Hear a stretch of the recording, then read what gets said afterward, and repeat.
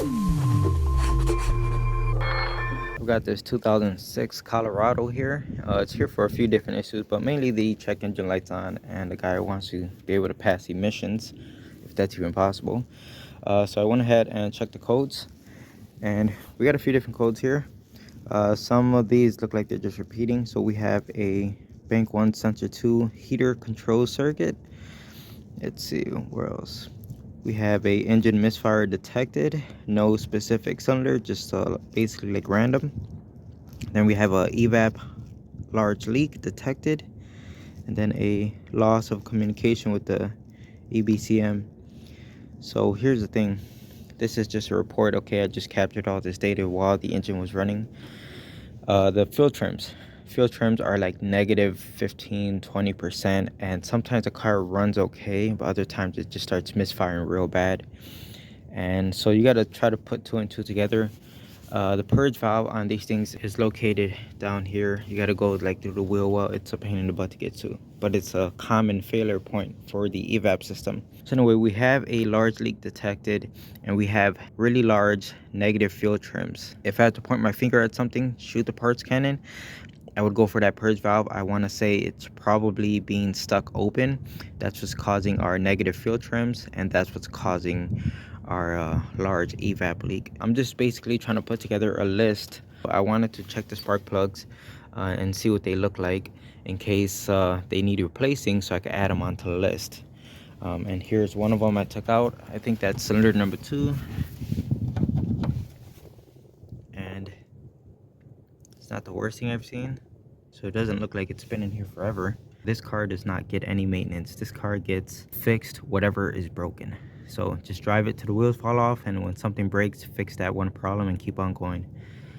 So it's probably not the worst idea to tell the owner to just change the spark plugs. So here goes the downstream sensor, and you could see signs of it right here where it was kind of like rubbing. You see that?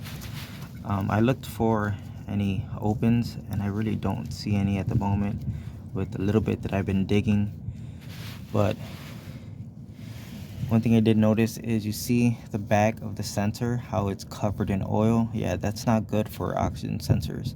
They need to be clean. So when stuff like that happens, and the reason why it has oil on it is because look at all this.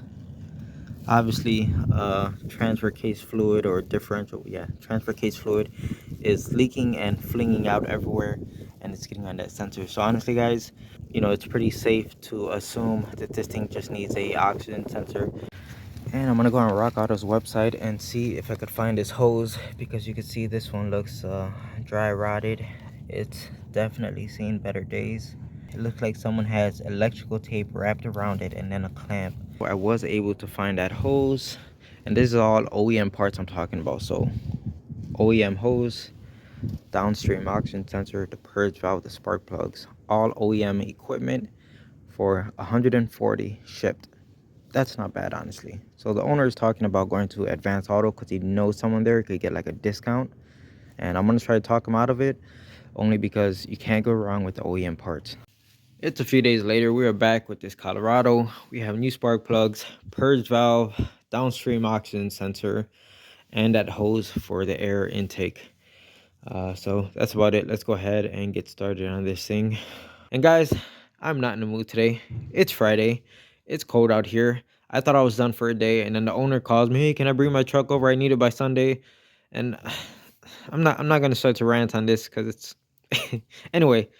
Point is, I'm not in the mood to be out here. I'm freezing cold, and to top it off, season 2 of The Witcher just dropped on Netflix, and I was looking forward to watching that today, and now I got to work on this thing. So okay, so the good news is, look at that. I found the green crusties on the connector for the O2 sensor. There was some of it on the harness side for the car, but that cleaned up pretty good. So it's promising, right? The bad news is the sensor's still in the car. Could not get it off. It does not want to budge, and there is very limited space. So I'm in a pinch here. I don't know what I'm going to do to try to get that thing out. That sucks. But instead of getting frustrated and upset, I think I'm just going to move on. Let's go ahead and do the spark plugs right now. We'll come back to the oxygen sensor. And I'm not going to lie to you guys. when the car was first here and I said I would check the O2 sensor with a test light, I never got around to doing it. So, but it looks like we were on the right track here with the O2 sensor. So I got the 4 spark plugs out of the engine. There goes all of that garbage. We also replaced the hose already. You can see there goes a brand new one, nice and snug. It fits over this, does not need a clamp. The reason why someone had red electrical tape on this one as well as a clamp, you can see it's torn right there. So they were trying to stop a leak. But we got a new part, fit perfectly. And I figure while we're in here, it was just 4 bolts to get the throttle body off, and go ahead and give it a cleaning, see how that looks. The backside, I started scrubbing it with a brush already. So let me go ahead and get this knocked out. There we have it, a quick cleaning, nothing crazy. It's really difficult to get into those tight corners right there, but that's not that important. You can see it looks way better than it did before. So I got everything put back together, as you can see. Truck started up like a champ. So now it's time to get this wheel off and let's attack this purge valve. With the wheel taken off, get better access, go ahead and pull up this flap. Now this flap is normally all one piece. It doesn't normally have a split like that, but this one does. And if we look right up there, I'm going to point it out for you guys. That's the purge valve. And I've already got started on it and tried to disconnect the line that's connected to it. But as you can see, it's not that fun of a purge valve to try to change. So what a freaking nightmare. I did end up getting it out. Man, what a stupid design. Now initially I tried taking it off of here and there is just no space. I was just scratching my head like, how am I going to do this? Then I realized that there's another connector right here at the end and it's a lot closer. So I disconnected that and pulled it all out like this. But this end and the wire harness, it's not easy to get off. What a freaking joke of a design. All right, so I'm pretty much done here. You can see the new purge valve is bolted down. Everything's plugged in and connected. So it's pretty much ready to go. I'm gonna go ahead, put the wheel back on it, and let's go back to that oxygen sensor. Yes, it came off, guys. I mean, look, I got a whole arsenal of tools down here. I just hit my kneecap. Why? So this is a perfect example of walk away from something, go do something else, and just come back to it, because we all know it's what I did. So the trick here was use a oxygen sensor socket, cut off the harness so the wires aren't in your way, and then I use a 26mm wrench. Now you got to have a socket that has a hex end on it to accept a wrench, just like this one does. A lot of them do. And of course you go ahead and put your 26mm wrench on it, grab the map gas, heat up the bung right here, not the sensor, just heat up the bung. And then I was applying a lot of pressure, you know, like rotating, turning it off. So a lot of turning pressure this way while I grab my mini sledgehammer and hit the face of the wrench right here, and it eventually broke loose. So you can see the whole sensor is turning now.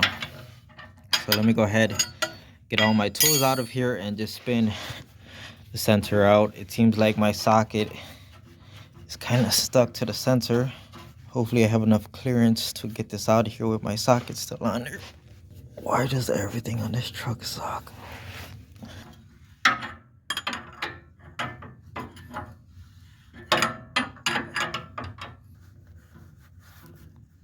Damn you.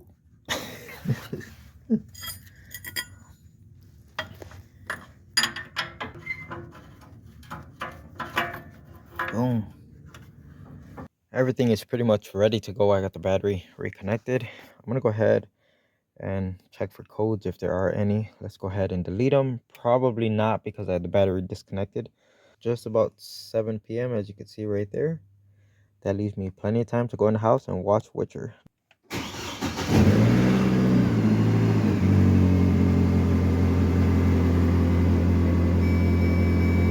Well, we have a working O2 sensor.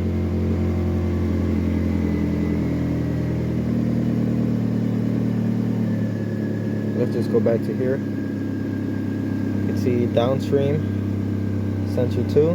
Before, that thing was flatline 0. It wasn't reading anything, and now it is responding. So my plan was to just leave the truck here overnight and call the owner tomorrow morning, have him come pick it up. But my wife was like, just go out there and get it done, put the wheel on it, and call him, tell him come pick it up tonight. And I was like, damn it, woman, don't tell me what to do. All right, let me get my coat. So that's what we're gonna do, guys. Let's just go ahead, pop the wheel on it, and take it around the block once or twice.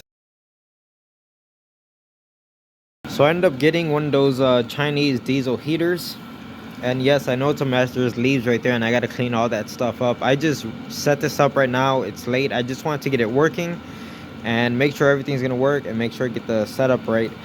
So yeah, that's where I'm at. This thing was actually kind of complicated. I mean, I looked through the instruction book, and it was hard to even get this thing started. It's just hard to figure this thing out. At least for me it is.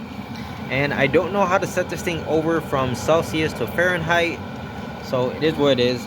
It took me a good few minutes to even get this thing running, but it is pumping out good, nice heat. I got my temperature gun here. It's nothing crazy. I mean, we're not getting crazy temperatures out of this thing, but you can see right there, about 120 degrees. So that's pretty good. It feels nice. Okay. The exhaust gets really hot. See that over 200 sometimes. Where is it? Yeah, okay. So that's why it's really important to have that exhaust going outside of the area you're trying to heat. I picked this up based off of a recommendation of someone, so thank you, I appreciate that.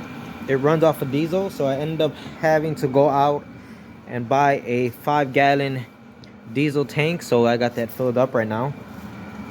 What's nice is it runs off of 12 volts, so you can see I just have a car battery that I got from my brother out of his HHR. And I've had it on, you know, charging, and from what I see online, that one battery like that could pretty much make this thing run all day if you wanted to. Of course, you gotta, you know, charge it up whenever you're done using it, and that's why I have a trickle charger for it. It's not an issue, but it can run off of that one battery pretty much all day. And from what I see online also, the 1-gallon capacity tank that it has of diesel, you get a decent amount of hours out of it, so it's not bad. Now, the whole purpose of this thing isn't to heat up this garage. This garage is not going to get heated up by this. This garage is not insulated. As cold as it is outside, that's how cold it gets inside of here, because there's no insulation. The only thing this garage provides for me is shelter. It blocks the wind, it gets me out of the snow, gets me out of the rain. But as far as temperature, it's just as cold in here as it is out there. I used to have one of those propane like torpedo heaters. I'm sure you guys have seen it. But the thing is, it costs way too much money to run that thing. The tank, it'll just eat up a 20-pound tank like that. And yeah, it just it costs way too much money to run it. Even though that one works really well, it throws out way more heat than this does. But the whole point of this one is just to make it tolerable inside of here, just so I'm not suffering during the winter. And so far, it seems to be doing pretty good. If you're wondering why I set this up like this, it's because I don't know if this unit is going to draw any power from the battery even while it's off. You never know. I don't want to trust it. I don't want to come to use it one day and find out that the battery is completely dead because it's been pulling a little bit of juice out of it. So that's where the wing nuts come into play, and I feel like once I'm done using it, I could easily just unscrew the wing nut and disconnect one of the leads from it, and that'd be it, instead of having to grab a wrench and keep loosening these posts right here. We all know how these cheap things are. You know, if you tighten them and loosen them enough, eventually they're going to crack right here, and then they're no good. You got to replace them. So I thought the whole wing nut thing was a pretty good solution to this, to disconnect it whenever I needed to. So we got this big old boat of a car, 1998 Lincoln Mark 8. This thing is back in the garage. It has a few different codes, but we're only gonna focus on one today. So we have a P0136 oxygen sensor circuit, bank 1 sensor 2, so that's going to be on the passenger side downstream. We have a new oxygen sensor for it, so let's go ahead and pop that on. It has a few other codes. Like I said, we're not going to worry about that. Owner wants to just do it one step at a time, so today we're doing the oxygen sensor. This big old boat barely fits in the garage. I mean, see, there's no workspace up front, and there's just enough clearance back there to close the garage door. So I got the car jacked up on the front right side. Don't worry, I do have my jack stand on it and the floor jack. Anyway, here goes that sensor. As you can see, I already unplugged it. No signs of green crusties on the connector or anything, but that sensor looks like it's been on there for a while. I already tried getting my wrench on it and trying to crack it free. Doesn't look like it's going, so we're gonna have to put in a little bit more effort. This car is just leaking anything and everything down here.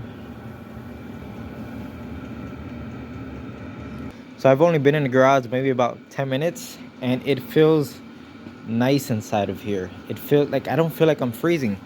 That heater back there is really putting in its work. Of course, I got the heat blowing right towards the area that I'm working in right here, but it actually feels good inside of here. So far I'm really liking that thing. And the new sensor, the connector, looks like it matches up to the one that's on the car. So now I don't feel bad about cutting the harness off of the sensor that's on the car right now. Always want to double check things before you go destroying the part that's on the car. Alright guys, so I've got about 2 hours invested so far. What a freaking nightmare. And I still don't have the part out.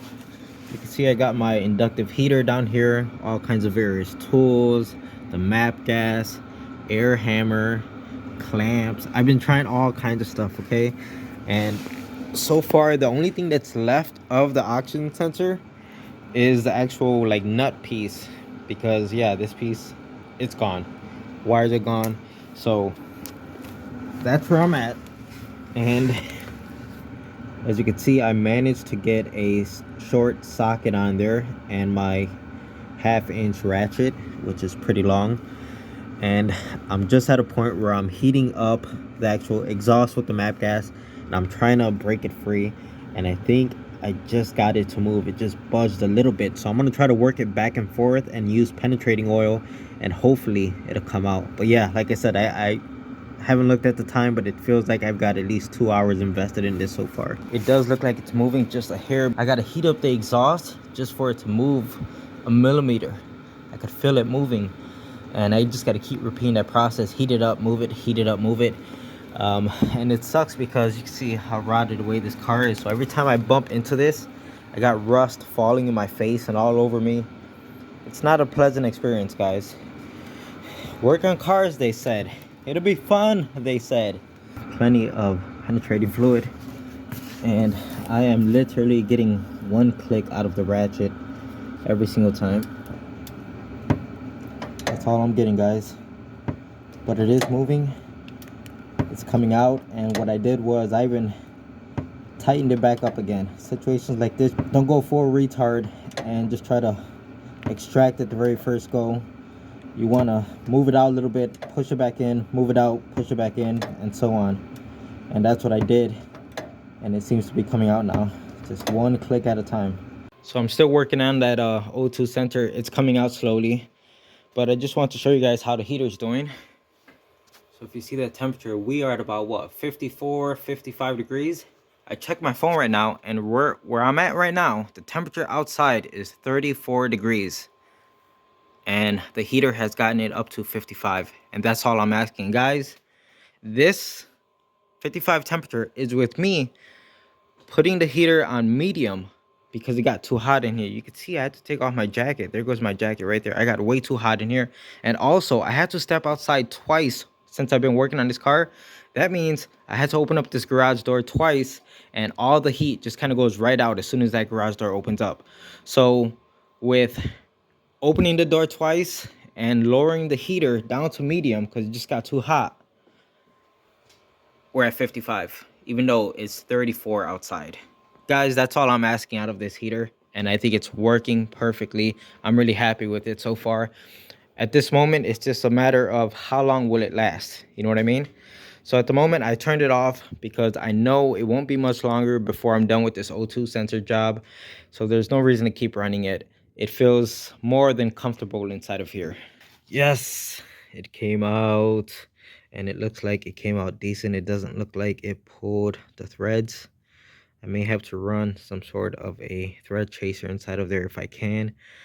But guys, in my experience, with O2 sensors is do what you have to do to get a regular socket over it.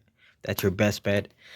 Because these type of things, sure, they help, but because they're cut in half like that, they do spread, and there's a higher chance of rounding the nut off. And this is like your one and only chance. So even if you have to cut the wires, which is what I normally do, and even if you have to snap this off, go ahead and do it, because the most important thing here is that you are able to get a regular socket over that O2 sensor, and that's going to be your best bet of ever getting this thing out. That was a freaking nightmare. So I can't get the new sensor to thread in. Remember when I said it looks like it didn't mess up the threads coming out? Lie detector determined that was a lie. So here I was using my tap for the O2 sensor, and you can see how much space this takes up, and I was literally getting like one click out of this little tiny ratchet. And this is one of those Gear Wrench 120 XP, so it has very fine teeth on it, and at that I was getting one click out of it. So that kind of, you know, tells you something. But then I remembered I had this thing. It's a thread chaser for O2 sensors, and you can see it's got 3/8 right on top of it, so I could get rid of this socket I'm using and put that directly on there. Let's see if this works any better. You know when you've been laying underneath the car for a while and you're turning something that's very tedious or just very hard to turn, and you just like, it just drains all the energy out of your arm, like you can't even lift up your arm anymore. That's where I'm at right now. Alright. So I'm trying to back this thing back out. I feel like I've gotten it as far as I could get it to go. It just gets to a point where it just doesn't want to turn anymore. And then coming out, it gets nice and easy. Don't worry, I'm wearing gloves. I just took it off for the sake of the video. Let's try to run it back in a little bit. And the threads on the O2 sensor aren't that long, so you don't have to completely, you know, tap this thing. But right there, guys, I can't. I'm exhausted. Can't possibly turn that in anymore. I'm trying to hit the switch on the ratchet. Oh, come on. Okay. Let's back it up.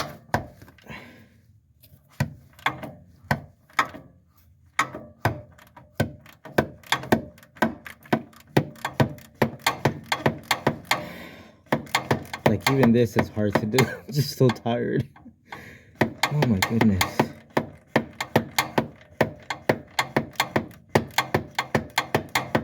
Hopefully I've cleaned up enough of the threads to put the new O2 sensor in. Oh, I gotta stop. My arm hurts me. Alright, let me get the O2 sensor, see how it fits. So those threads cleaned up nicely. I was able to put the sensor on with my fingers all the way to the base, and then I just used a wrench to tighten it up. Don't worry, the harness is not twisted or anything. It's fine. I checked it, and it's already plugged in up there, as you can see. So this freaking nightmare of a job is done. I'm gonna go ahead and clean up my tools. I gotta clear the check engine light. I already have a report saved on all the other codes, so we're not gonna lose any of that information, but we have to clear it because it has a new sensor on. Guess what, guys? I just got a call from someone saying, hey, one of my friends referred me to you. My car needs an O2 sensor. I'm like, are you freaking kidding me? God, why do you hate me? I'm just joking. So let me go ahead and get this turd all wrapped up.